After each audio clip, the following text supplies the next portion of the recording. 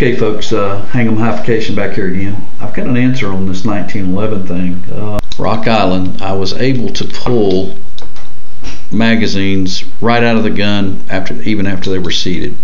And that's why I posted that video asking the question, and I started pondering that. I went to work on that immediately because I just can't stand to have an issue with the guns that I carry.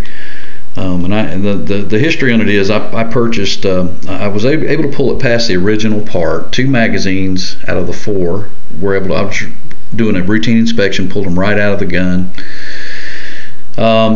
So I bought this stainless steel. I wanted to upgrade this to a stainless part, so I bought this stainless steel Swenson mag release button. It did not come with a spring or a lock. It was just the button alone. Installed it in the gun, and when I did that, I was able to pull only one of the magazines. After that, I was able to pull right by the magazine release, and that's why I posted that video. And I started working on that issue and ordered a new spring and a magazine release lock. It's difficult to see with this light on there, but a new lock, which is basically just that tiny screw that has a wing on it that screws into the frame. So before that arrived, and I ordered that stuff from Midway, before that arrived, I started thinking about it. I said, well, what if I put a tiny little 1/16 inch spacer in there, fill up that distance, and make that, in other words, make that spring longer by default by putting a spacer in there. So I inverted a tiny little screw. It's the same kind of screw that you'll find on a knife that holds the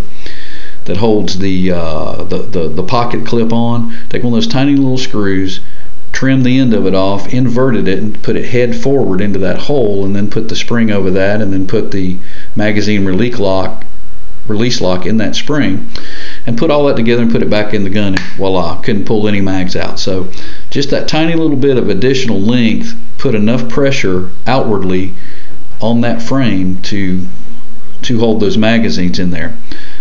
So that's the answer to the mysterious pulling magazines past the release lock.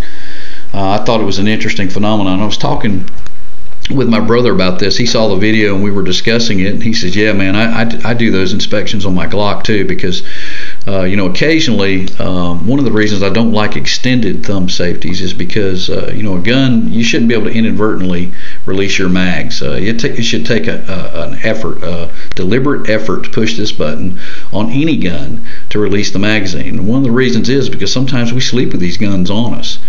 I've slept with my gun in my waistband many times. I've had pulled my gun from my holster after wearing it and inside the waistband holster, pull it out, flip the safety off, fires one time, the magazine drop right out of the gun because it's released here. It'll drop down a couple of sixteenths of an inch. You won't really notice it, but that's death on a stick there, mate. So, but just that little bit of outward pressure kind of solved that problem. We don't think that there'd be any problems past this. I mean, I've inspected it thoroughly. I fitted this part to the gun. The new spring and lock came in today. That's been added in there, but instead of just putting just the new spring, which added just a little bit more tension, it still wasn't long enough and stiff enough for my liking. So I put that spacer back in there, and it's really tight. Can't you have to deliberately push the mag release to get the mags to drop free, but they go in smooth, and when you do hit this button, they fall right out. So worked out pretty decent. Just wanted to answer that question. When I bought the mag release,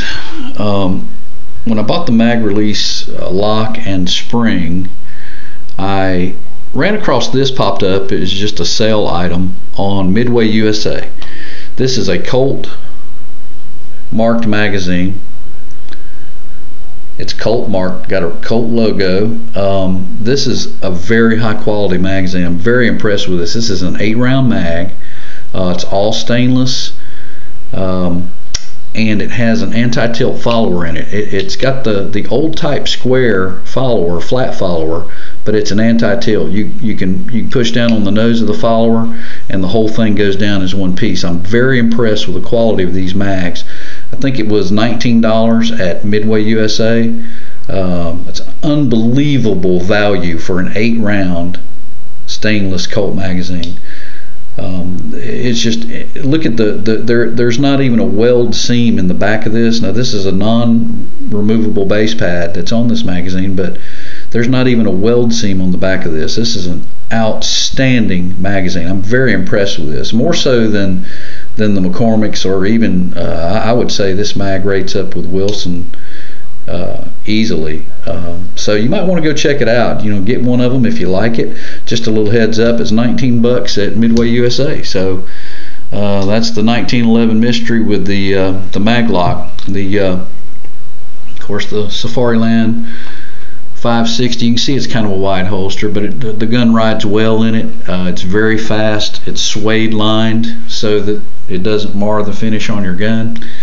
So it's a nice little package. Very capable self-defense tools right there. A channel that I've subscribed to for a while, but really just kind of started digging these guys, is a Ghillie Sniper 300.